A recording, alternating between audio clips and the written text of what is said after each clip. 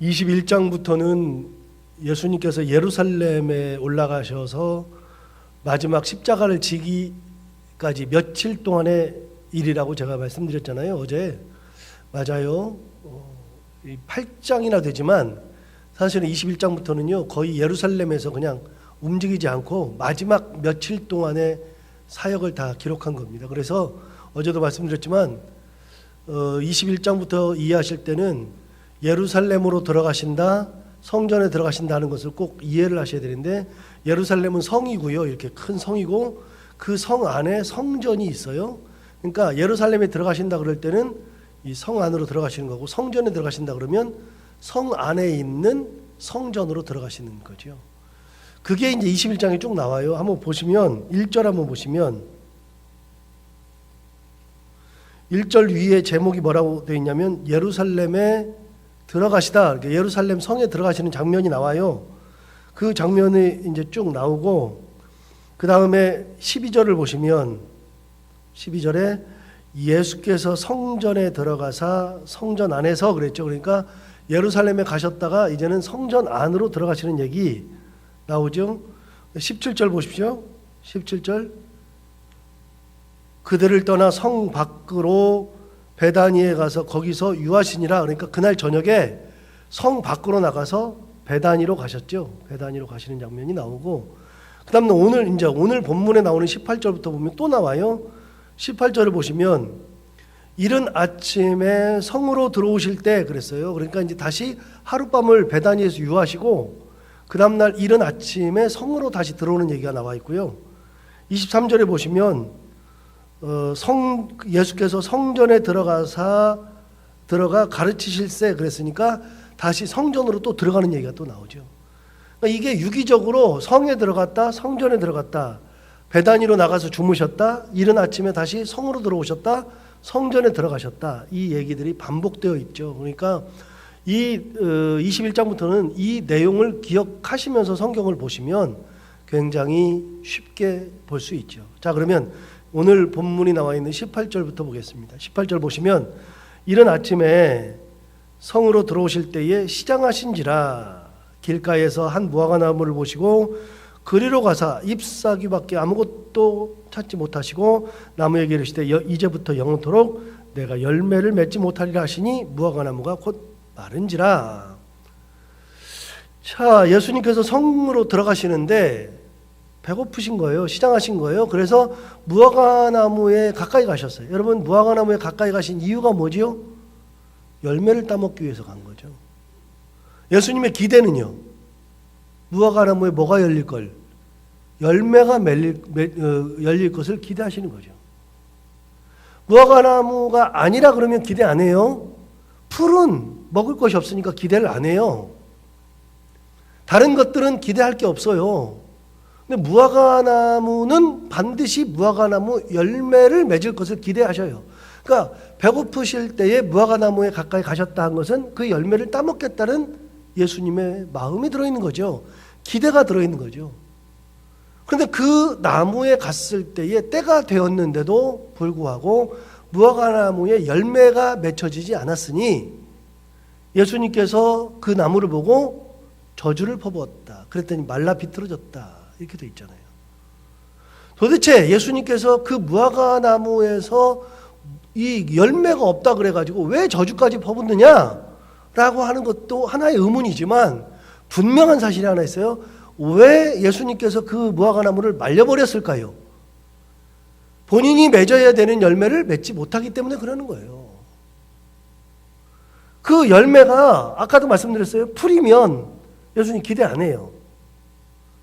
그런데 나무 고유의 특성을 가지고 있고 그 나무가 맺어야 되는 열매가 있는데 그 열매를 맺지 않았을 때는 예수님께서는 과감하게 버리세요.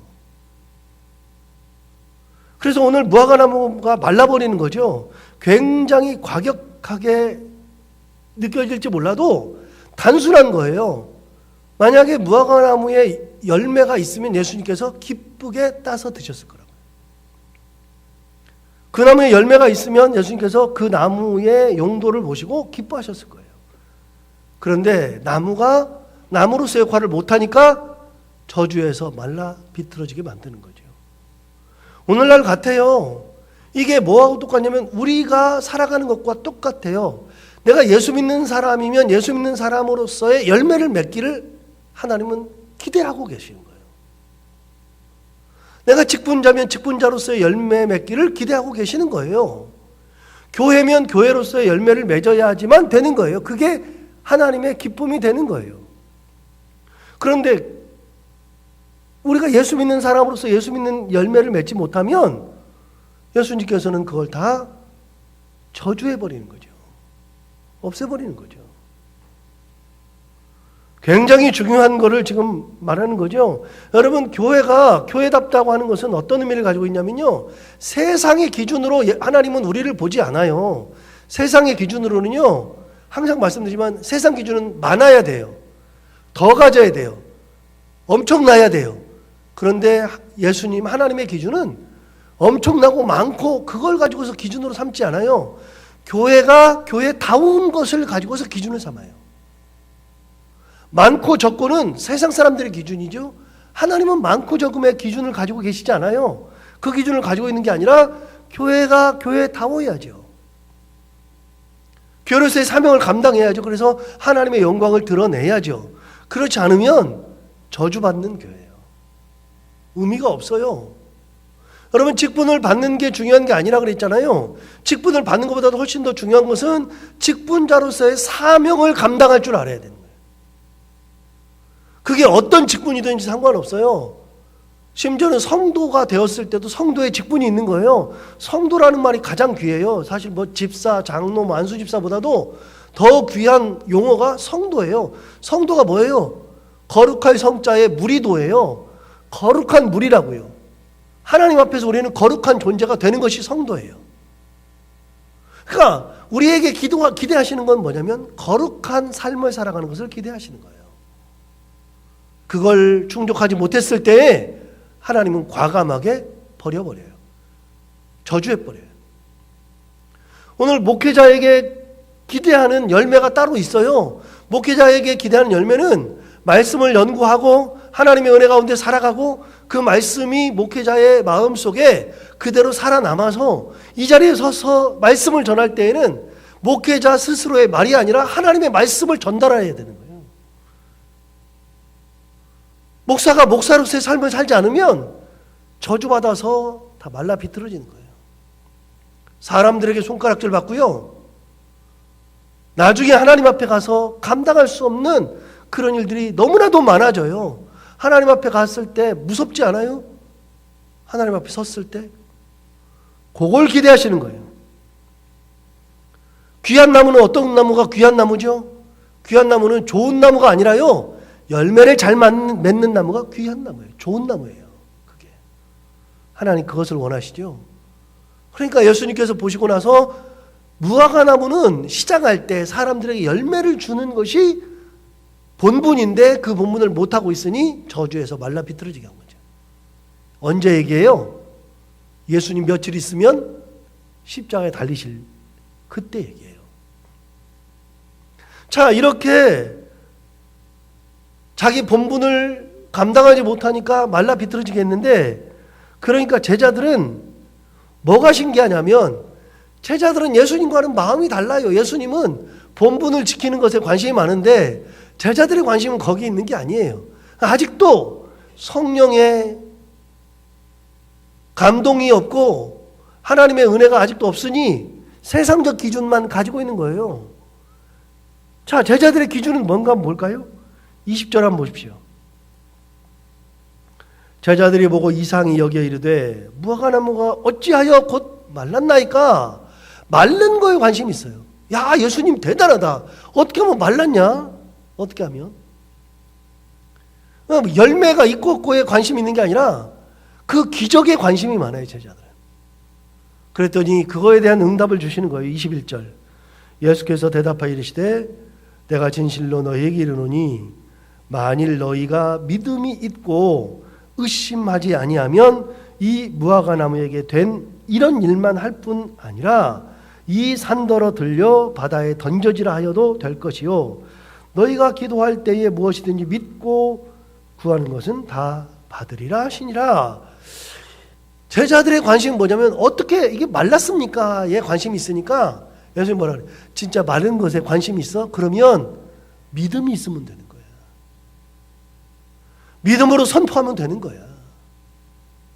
그 믿음이 있으면 겨자씨만한 믿음만 있으면 되는 거야. 아주 작은 믿음이 있고 의심하지 않으면 된다.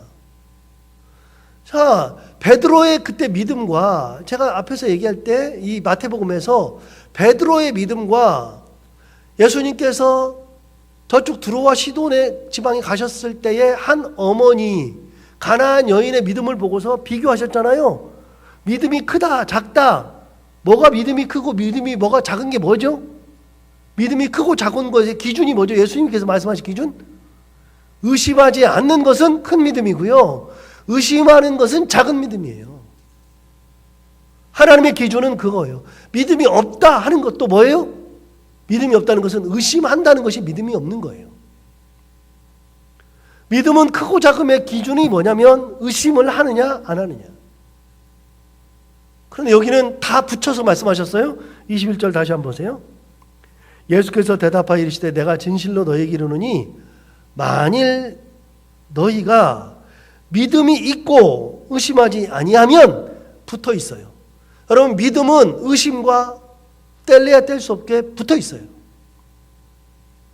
믿음과 의심은 같이 있어요.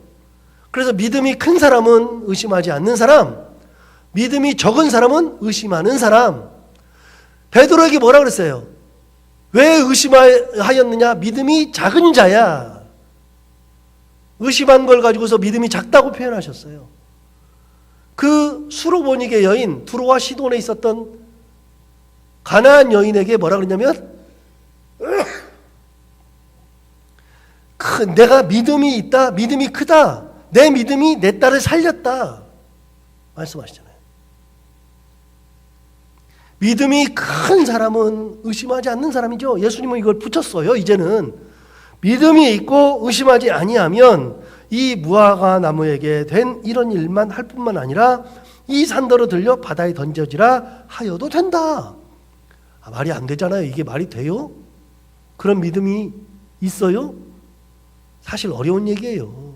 그런데 이 믿음은요, 내가 하는 믿음이 아니고 이 믿음은 하나님이 하시는 거라는 믿음이에요.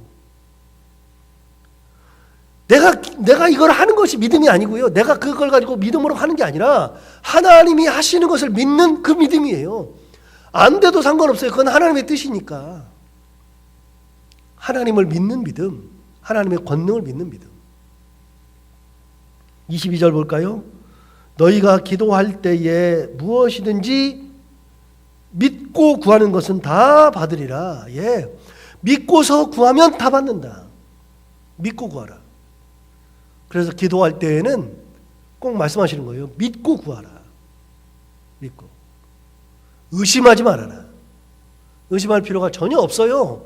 의심할 필요가 진짜 없는 게 어제도 똑같은 말씀 드렸어요. 과거에 이게 일어날까? 그러면서 노심초사하면서 하루 이틀 기도했는데 그게 기도가 응답이 안 되는 것 같았어요. 그런데 시간이 지나놓고 보니까 다 응답되고 우리가 안 죽고 여기 살아있잖아요. 또 한 가지, 그때 응답이 안 됐어요. 안 됐는데 진짜 안 됐어요. 안 됐는데 지금 생각해 보니까 별게 아니야. 하나님이 필요 없으면 안 주세요. 절대로 주시지 않아요. 우리에게 필요한 것만 주시죠.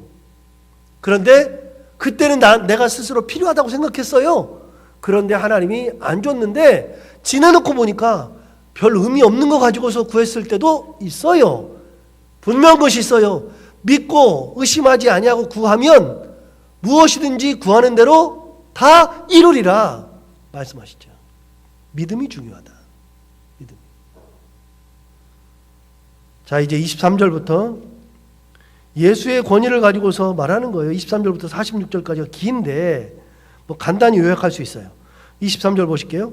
예수께서 성전에 들어가 가르치실세 대제사장들과 백성의 장로들이 나와 이르되 내가 무슨 권위로 이런 일을 하느냐? 또 누가 이 권위를 주었느냐? 자, 대제사장들과 장로들은 자기들이 권위가 있다고 생각을 했어요. 근데 예수님께서 성전에 오셔서 어떤 것을 막 해요. 뭐 사람들 앞에서 막 하기도 하고 성전을 뒤집기도 하고 뭐 병도 고치고 막 그래요.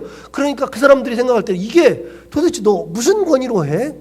어디서 이 권위를 받았어? 물을 수 있죠. 물을 수 있죠. 일반 평민들이 믿는 게 아니라 묻는 게 아니라 이 사람들이 물었으니까 물을 수 있죠. 자, 그러면 예수님께서 그 권위를 말씀하세요. 하나님이 그 권위를 주셨다. 그러면 이 사람들 뭐라고 할까요? 하나님이 권위 주셨다 그러면 뭐라고 할까요? 이게 하나님이 네가 뭔데 하나님이 너한테 권위를 줘? 자, 두 번째. 이건 내가 능력이 탁월해서 그렇다 그러면 저게 완전히 사탄의 수였구나. 말도 안 되는 소리 하네? 뭐라고 대답하든 그들은 들을 귀가 있어요, 없어요? 없어요. 들으려고 해요, 안 해요? 안 해요. 전혀 들으려고 하지 않아요. 그래서 예수님께서 예를 들어주신 거예요. 자, 23절 다시 봐요. 예수께서 성전에 들어가 가르치실새 대제사장들과 백성의 장로들이 나와 이르되 내가 무슨 권위로 이런 일을 하느냐? 또 누가 이 권위를 주었느냐? 물었더니 예수님께서 대답하시되 24절에 예수께서 대답하시되 나도 한 말을 너희에게 물으리니 너희가 대답하면 나도 무슨 권위로 이런 일을 하는지 이르리라. 그러면서 예수님께서 질문해요. 25절 요한의 세례가 어디로부터냐? 어디로부터 왔느냐? 하늘로부터냐? 사람으로부터냐? 예수님도 물었어요. 요한의 권위는 세례 요한의 권위는 어디서 왔냐? 하늘에서 왔느냐? 땅으로부터 왔냐? 사람으로부터 왔냐? 물어봤어요. 자, 25절 다시 읽어요. 요한의 세례가 어디로부터 왔느냐? 하늘로부터냐? 사람으로부터냐? 그들이 서로 의논하여 이르되 만일 하늘로부터라 하면 어찌하여 그를 믿지 아니하였느냐 할 것이요 만일 사람으로부터라 하면 모든 사람이 요한을 선자로 여기니 백성이 무섭다 하여 예수께 대답하여 이르되 우리가 알지 못하노라 그랬어요. 자, 요한의 세례가 하늘로부터라고 얘기하면 뭐라고 그래요? 야, 요한을 왜 안 믿어? 요한이 그렇게 하늘로부터는 받아 요한이 대단한 사람인데 이걸 안 믿어? 그렇게 얘기할 것 같고 사람으로부터라 그러면 요한이 선지자로 여겨지기 때문에 사람으로부터 이 대단한 사람인데 사람으로부터다 그러면 폭동 날 것 같아. 그 따르던 사람. 근데 왜 죽였어? 대답을 못하는 거죠. 자, 뭘 해도 대답이 안 돼. 예수님 똑같은 걸 질문하신 거예요. 자, 여기서 한 가지. 여러분 만약에 이렇게 길거리를 가다가 요즘은 이제 어른들은 잘 안 물어요. 어른들은 이단들이 잘 안 잡으니까 그렇긴 한데 만약 길거리를 가다가 누가 이단이 잡아가지고 물어봐요. 이런저런 얘기를 물어보면 내가 대답하기 어렵잖아요. 대답하기가 어려울 때는 항상 뭐라고 물어보냐면 질문한 걸 거꾸로 물어봐요. 당신은 어떻게 생각하냐? 꼭 물어봐요. 답이 뭐냐? 한번 물어봐요. 내가 대답하기 전에 당신 대답부터 해봐라. 그러면 술술술술 다 나오게 돼 있어요. 제가 제 아이 얘기를 해줬잖아요. 둘째 아이. 걔는 질문이 많아. 요즘은 질문이 좀 덜한데 이제 크니까 질문이 좀 덜한데 어렸을 때는 질문이 그렇게 많아요. 무슨 질문을 하느냐? 진짜 쓸데없는 질문을 해. 꼭 같이 학교를 가면서 여기서 이 아파트에서 나와서 학교를 가면서 그 5분도 안 되는 사이에 꼭 물어요. 아빠 오늘 점심 뭐 먹어요? 네가 알아서 뭐 하냐? 아빠 그래도 얘기해봐요. 어떤 분 만나가지고 식사한다. 오늘 신방한다. 뭐 이렇게 얘기를 해요. 그러면 누구를 만나시는데요? 야 네가 아냐? 그거 물어봐요. 모르잖아. 그러면 또 물어봐요. 그래도 얘기해봐요. 그래서 누구 만난다. 그러면 그럼 그분하고 뭐 먹어요? 이게 끊임없어요. 근데 왜 만나요? 그래서 끊임없어요. 나중에는 성질 나니까 그만 물어. 그랬는데 나중에는 제가 바꿨어요. 꼭 물어볼 때 아빠 오늘 점심 뭐 먹어요? 그러면 제가 꼭 물어요. 너는 학교에서 오늘 뭐 먹니? 그럼 얘가 뭐 먹어요? 그러면 그거 지난번에 나오지 않았니? 왜 꼭 또 먹어야 되니? 계속 물어봐요. 그러니까 걔가 드디어 깨달았어. 아, 질문이 이렇게 힘든 거구나. 이제는 잘 안 물어요. 물으면 꼭 거꾸로 물어보면 돼. 예수님이 그러셨어요. 예수님의 권위를 이야기할 때 그 권위를 받아들이려고 안 하는데 들으려고 안 하는데 대답해봐야 의미가 없죠. 거꾸로 물은 거예요. 세례 요한의 권위는 어디서 왔냐? 하늘로부터 왔느냐? 사람으로부터 왔느냐? 물어봤어요. 대답 못하죠. 예수님도 나도 대답 안 한다? 그러면서 예를 들어준 게 있어요. 두 가지 예를 들었는데 28절. 그러나 너희 생각에는 어떠하냐? 어떤 사람에게 두 아들이 있는데 맏아들에게 가서 이르되 예 오늘 포도원에 가서 일하라 하니 대답하이르되 아버지 가겠나이다 하더니 가지 아니하고 둘째 아들에게 가서 또 그와 같이 말하니 대답하이르되 실소이다 하였다가 그 후에 뉘우치고 갔으니 그 둘 중에 누가 아버지의 뜻대로 하였느냐 이르되 둘째 아들이니이다. 예수께서 그들에게 이르시되 내가 진실로 너희에게 이르노니 세리들과 창녀들이 너희보다 먼저 하나님의 나라에 들어가리라. 여러분 예를 들어줬는데 그 예를 들었어요. 두 아들인데 큰 아들한테 그랬어요. 야 오늘 밭에 가서 일해 그랬더니 네 그래놓고 안 갔어. 둘째 아들은 밭에 가서 일해라 그랬더니 안 가요 그래놓고서 가서 일했어. 누가 제대로 됐냐 그랬더니 사람들이 대답했어요. 둘째입니다 그랬더니 둘째가 세리와 창녀다. 둘째는 하나님의 뜻대로 살지 않다가 후에 회개하고 하나님의 뜻대로 가서 일을 하더라. 세리와 창녀들이다 먼저 하나님 나라에 들어간다. 그 말은 뭐예요? 대제사장과 장로들에게 이 질문을 했잖아요. 너희들은 첫째다 그 말이에요. 첫째다. 대답은 네 그래놓고서 실제로는 하나님의 뜻대로 살지 않는다. 여러분 우리 예수 믿는 사람들은요 대답하는 사람들이 아니라 뭐 하는 사람이요? 뜻대로 사는 사람들. 마태복음 7장 21절 나더러 주여 주여 하는 자마다 천국에 들어갈 것이 아니요 오직 하늘에 계신 내 아버지의 뜻대로 행하는 자야 들어가리라. 주여 주여 한다 그래서 들어가는 게 아니에요. 그러면서 7장 22절에 뭐라고 했어요? 주여 우리가 주의 이름으로 권능도 행하고 주의 이름으로 능력도 행하고 주의 이름으로 가르치기도 하고 뭐라 그랬어요? 이 불법을 행하는 자들아 내가 너희를 모른다 다 그랬잖아요. 여러분 주의 이름으로 행하는 게 중요한 게 아니에요. 권능을 행하는 게 중요한 게 아니에요. 우리가 주의 이름으로 아무런 의미가 없어요. 뭐예요? 주님의 뜻대로 행하는 자라야. 예수 믿는 사람들은 대답하는 사람들이 아니고 뭐 잘하는 척하는 게 아니고 하나님의 뜻대로 행하는 사람이 들어간다. 누구요? 세리와 창녀.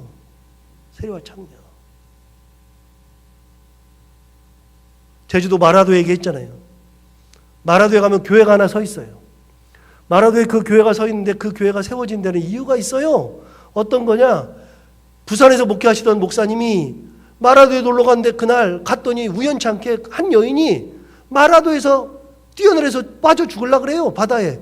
그래서 왜 그러냐 그래서 그 여인을 살렸어요. 살리고 보니까 세상에 시름 다 있어서 자살하려고 그런 거예요. 그분에게 예수 그리스도를 전했더니 예수 그리스도를 듣고 나서 이분이 회개를 하고 돌아갔어요.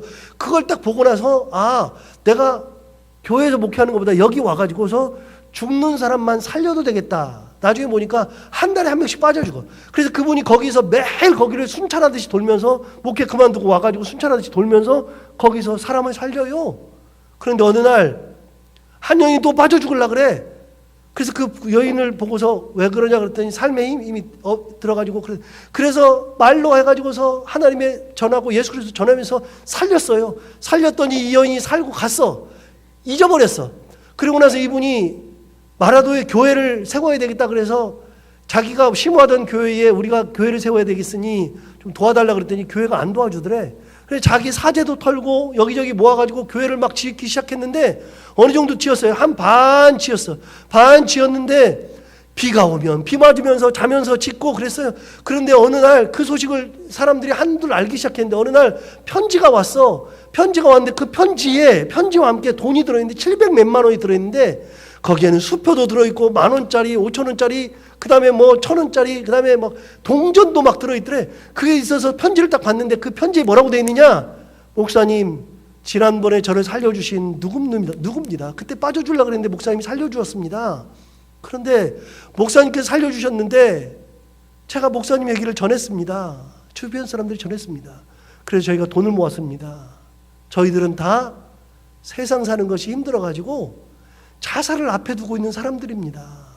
그런데 누구냐 그 사람들이? 저희들은 제주시에 있는 창녀들입니다.